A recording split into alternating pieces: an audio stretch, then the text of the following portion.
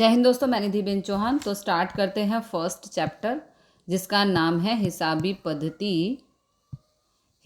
पद्धति और पारिभाषिक शब्द। ओके, इस चैप्टर में से 3 व्याख्या पूछते हैं। 3 मार्क्स का एक क्वेश्चन होगा जिसमें एक मार्क्स की 3 व्याख्या, उसके अलावा फिल इन द ब्लैंक्स भी पूछ सकते हैं और 1 मार्क का क्वेश्चन भी पूछ सकते हैं। तो इस तरह फर्स्ट, सेकंड और थर्ड टर्म में आपके एग्ज़ाम में आ सकता है।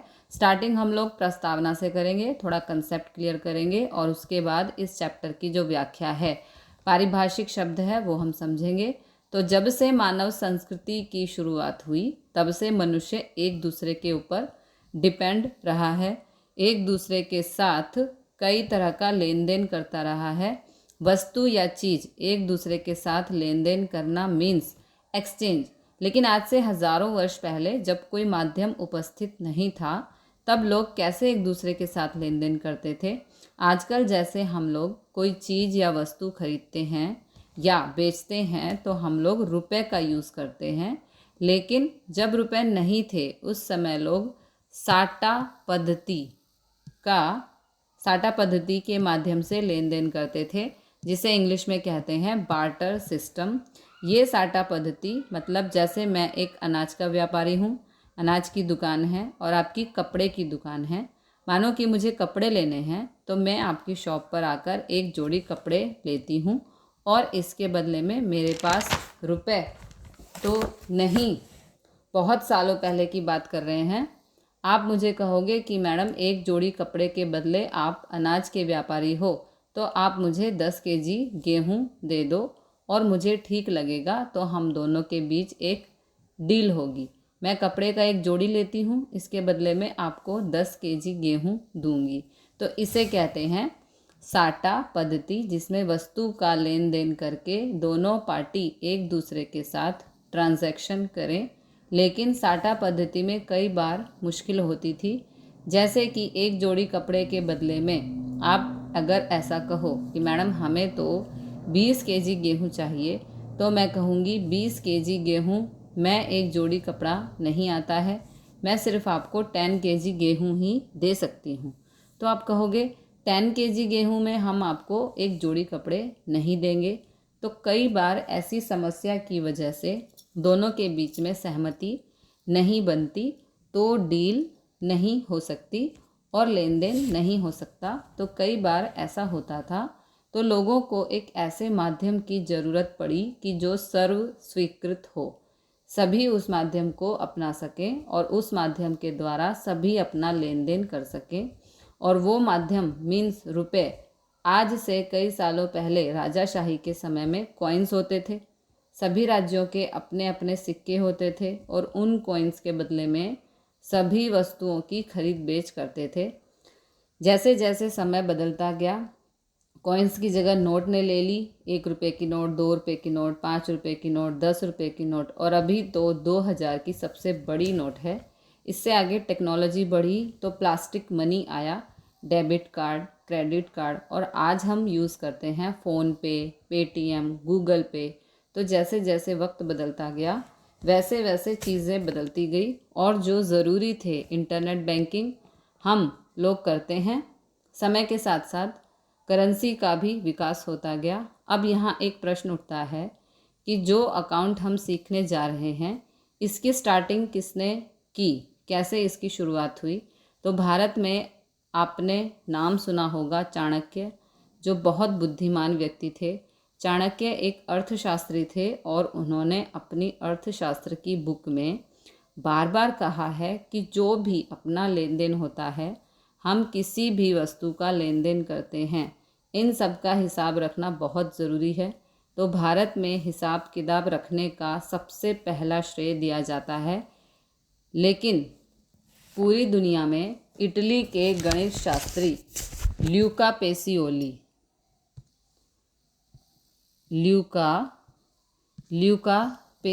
सबसे पहले द्विनोंधी नामा पद्धति के विषय में सबको बताया। द्विनोंधी नामा पद्धति जो हम सीखेंगे क्लास 11 और 12 में, 2 नामा पद्धति है, एक द्विनोंधी पद्धति, एक देशी नामा पद्धति। जो अभी हमें नहीं सीखनी है। क्लास 11 में एक चैप्टर आएगा देशी नामा का, जिसमें आपको प्राथमिक जानकारी मिल जाएगी। बाकी सभी द्विनोंदी पद्धति के बारे में सीखेंगे। ल्यूका पेसियोली नाम याद रखना, जिसने सबसे पहले द्विनोंदी नामा पद्धति की शुरुआत करी। कैसे हिसाब रखना है, कैसे एंट्री करनी है, क्या उधार क्या जमा, ये सब ल्यूका पेसियोली ने सबको बताया। जैसे जैसे समय बदलता गया वैसे वैसे सुधार होता गया और अब हम परफेक्ट अकाउंट सीख रहे हैं। तो अब हम एक व्याख्या देखते हैं। हिसाबी पद्धति किसे कहते हैं? हिसाबी पद्धति का अर्थ बताएं। हिसाबी पद्धति द्वारा दूसरा कुछ नहीं, अकाउंट का दूसरा नाम है।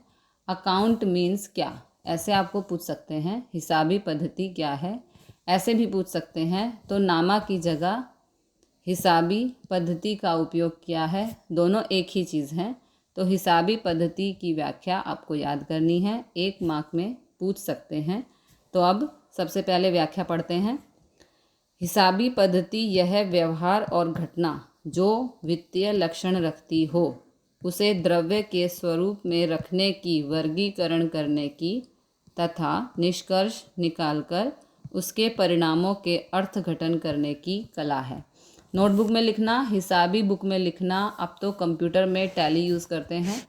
तो सबसे पहले एंट्री करनी है, उसके बाद वर्गीकरण। वर्गीकरण कैसे करते हैं आगे सीखेंगे। अर्थघटन मीन्स आपको प्रॉफिट हुआ, अर्थघटन मीन्स आपको प्रॉफिट हुआ या लॉस, उसे कहते हैं अर्थघटन। अब हम इस चैप्टर में मेन टॉपिक पर आते हैं, मीन्स पारिभाषिक शब्द व्याख्या। इस चैप्टर में से कोई लॉन्ग क्वेश्चन नहीं आता है, इसलिए लॉन्ग टॉपिक को स्किप किया है। आपको रीड करना है, जो पूछा जाता है उसके ऊपर फोकस करते हैं। तो सबसे पहली व्याख्या आती है धंधाकीय व्यवहार, जिसे इंग्लिश में कहते हैं बिजनेस ट्रांजैक्शन। देखो साथ में इंग्लिश में भी लिखा है, आपको याद रह सकता हो तो याद कर लेना, क्योंकि आप में से बहुत सारे स्टूडेंट ऐसे होंगे जो फ्यूचर में कोई प्रोफेशनल कोर्स करेंगे। MA CS बहुत सारे कोर्सेज़ हैं, या बहुत स्टूडेंट ऐसे होंगे जो बाद में पढ़ने जाएंगे आउट ऑफ इंडिया, या तो इंग्लिश मीडियम की कॉलेज में जाकर स्टडी करेंगे। तो उनके लिए इंग्लिश वर्ड उपयोगी रहेंगे। तो नॉलेज के लिए याद रखो तो अच्छा है। व्याख्या 1, धंधाकीय व्यवहार। धंधाकीय व्यवहार का अर्थ है 2 या 2 से ज़्यादा व्यक्तियों के बीच बिजनेस के लिए वस्तु या सेवा की रोकड़ अथवा शाख पर फेर बदली। ओके, जब हम कोई एक चीज़ का एक्सचेंज करते हैं कैश में या उधार में, शाख मीन्स यहाँ पर उधार है। ओके, ये शाख मीन्स यहाँ पर उधार है। तो जिस चीज़ या वस्तु का बिजनेस करते हैं उस वस्तु का हम लेन देन करते हैं, कैश में हो या उधार में हो, तो उसे कहते हैं बिजनेस ट्रांजैक्शन, धंधाकीय व्यवहार। धंधाकीय व्यवहार 2 प्रकार के होते हैं, रोकड़ व्यवहार और उधार व्यवहार। ओके, मीन्स शाख का व्यवहार। उधार व्यवहार मीन्स, जैसे मैं भी टिक कर देती हूँ, उधार व्यवहार को शाख व्यवहार या शाख व्यवहार को उधार व्यवहार भी कहते हैं। ओके, रोकड़ व्यवहार में होता है हमने कोई वस्तु ली और को पेमेंट तुरंत कर दिया, उसे कहते हैं रोकड़ व्यवहार। और उधार व्यवहार में वस्तु अभी हम लेते हैं लेकिन उसकी अभी नहीं, थोड़े समय बाद पेमेंट करेंगे, महीने बाद 10 दिन बाद करनी तो पड़ेगी, फ्री में नहीं लेते। जिस वस्तु की पेमेंट थोड़े समय बाद करते हैं ऐसे व्यवहार को कहते हैं उधार व्यवहार। अब देखो धंधा के व्यवहार में 2 शब्द आते हैं, एक है वस्तु, दूसरा है सेवा। वस्तु मीन्स, देखो वस्तु मीन्स ये वस्तु और सेवा, इस पर टिक कर देती हूँ। 2 शब्द आ रहे हैं, वस्तु और सेवा। ओके, तो वस्तु मीन्स कोई भी प्रोडक्ट, और सेवा का मतलब आप लोगों को लगता होगा कि सेवा तो हमेशा फ्री में होती है, इसमें रुपए नहीं होते, लेकिन अकाउंट हम लोग पढ़ रहे हैं तो इतना याद रखना कि सेवा कभी फ्री में नहीं होती। हाँ, ये अलग बात है कि मैं फ्री में पढ़ाती हूँ तो मैं सच्ची सेवा करती हूँ, लेकिन नामा में, अकाउंट में जो सेवा आती है इसका मतलब फ्री नहीं। सेवा का मतलब आप किसी टीचर के पास ट्यूशन पढ़ने जाते हो तो टीचर आपको पढ़ाते हैं, उसकी सर्विस देते हैं, सेवा देते हैं और उसके बदले में आप उसे फीस देते हो, तो इसे कहते हैं सेवा। वकील हम कोई अपॉइंट करें, वकील अपनी सर्विस देता है और उसके बदले में हम उसे फीस देते हैं, तो ये भी सेवा कहलाती है। तो पता चला सेवा का मतलब फ्री वाली सेवा नहीं, वस्तु के अलावा हम अपनी नॉलेज किसी को दें और इसके बदले में हम कोई चार्ज करें, फीस लेते हैं, तो इसे कहते हैं सेवा। नेक्स्ट है बनाव, जिसे इंग्लिश में कहते हैं इवेंट। ये सभी एक एक मार्क में पूछते हैं, तो ज़्यादा लंबा लिखने की ज़रूरत नहीं है, व्याख्या समझ में आनी चाहिए। बनाव मीन्स लेन देन से उत्पन्न होने वाली परिस्थिति अथवा परिणाम। ओके, पहले एक उदाहरण से समझते हैं। मानो कि अपनी एक दुकान है, दुकान में हम कोई वस्तु बेचते हैं। अब ये वस्तु हम होलसेल वाले से खरीदेंगे। सपोज़ हमने 500 रुपये की एक वस्तु खरीदी, हमें वो 500 रुपये में पड़ी और ये वस्तु हम अपने ग्राहक को बेचेंगे। ग्राहक को बेचेंगे तो 500 में तो नहीं बेच सकते, ऑब्वियस सी बात है, ज़्यादा में बेचेंगे। कुछ तो हमें भी मिलना चाहिए, अपनी आजीविका के लिए थोड़े ज़्यादा रुपए में बेचेंगे।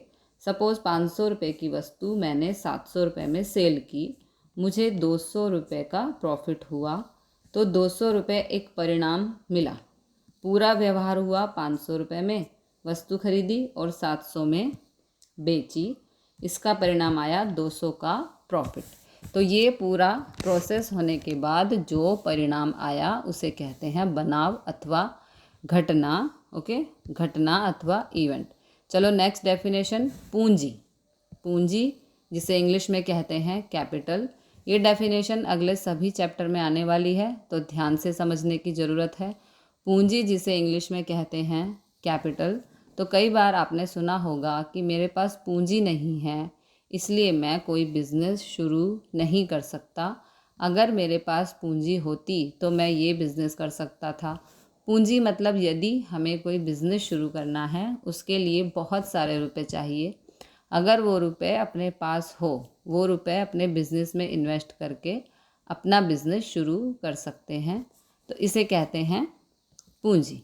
ओके, जो रुपए हम बिज़नेस में इन्वेस्ट करते हैं और उससे बिज़नेस आगे बढ़ाते हैं अथवा शुरू करते हैं, तो ये हुई पूंजी। नाउ डेफिनेशन पढ़ लेते हैं। धंधे के मालिक द्वारा धंधे में लगाई जाने वाली नगद संपत्ति या माल को पूंजी कहते हैं।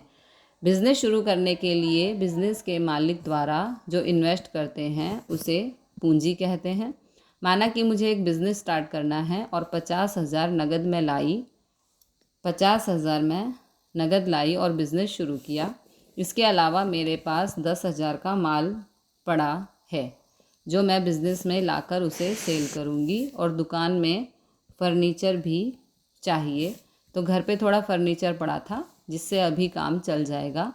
10,000 का फ़र्नीचर मेरे पास पड़ा था, वो भी मैं बिज़नेस में लेकर आई, तो टोटल 70,000 रुपये का इन्वेस्ट मैंने किया बिज़नेस शुरू करने के लिए। तो ये 70,000 रुपये मेरी पूंजी कहेंगे, कैपिटल। ओके, नेक्स्ट है आहरण। आहरण मीन्स ड्राइंग, इंग्लिश में कहते हैं ड्राइंग। जैसे पूंजी मालिक अपना बिजनेस शुरू करने के लिए बिजनेस में लेकर आता है, इसी तरह इससे उल्टा आहरण मीन्स बिजनेस का मालिक बिजनेस में से कोई भी वस्तु अपने घर ले जाए पर्सनल यूज़ के लिए, उसे कहते हैं आहरण। मानो कि मेरी कोई दुकान है, घर चलाने के लिए रुपए तो चाहिए, तो बिज़नेस में से 10,000 का आहरण करके मैं घर ले जाऊं, तो ये मेरा आहरण हुआ। पर्सनल यूज़ के लिए बिज़नेस में से घर ले जाऊं, सपोज़ मेरी कपड़े की दुकान है और 2 जोड़ी कपड़ा मैं मेरे लिए या फैमिली मेम्बर्स के लिए दुकान से घर ले जाती हूँ, तो ये मेरा आहरण कहलाया। बेचने के लिए नहीं ले जाती, पर्सनल यूज़ के लिए लेकर जाती हूँ, अंगत उपयोग के लिए ले जाती हूँ, तो इसे कहते हैं आहरण, ड्राइंग। नाउ डेफिनेशन, व्यवसाय का मालिक अपने निजी उपयोग के लिए व्यवसाय में से नगद माल या संपत्ति ले जाए तो उसे आहरण कहते हैं। पर्सनल बिजनेस से माल या कैश कुछ भी पर्सनल यूज़ के लिए ले जाए, पर्सनल यूज़ के लिए ले जाए तो इसे कहते हैं आहरण। ओके, तो आज के लिए इतना काफ़ी है। मिलते हैं अगली वीडियो में अगली डेफिनेशंस के साथ। तब तक के लिए जय हिंद, जय भारत।